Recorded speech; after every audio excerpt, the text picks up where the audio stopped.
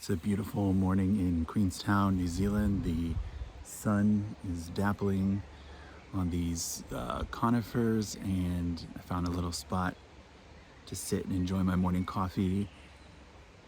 And a lot of times when I'm out in nature, it's like, oh, I should still feel like I need to be doing something. Like, oh, I should meditate. I should strip naked and dance around and do something to just like be more in this moment. And sometimes when nature speaks, what it says to me is just listen.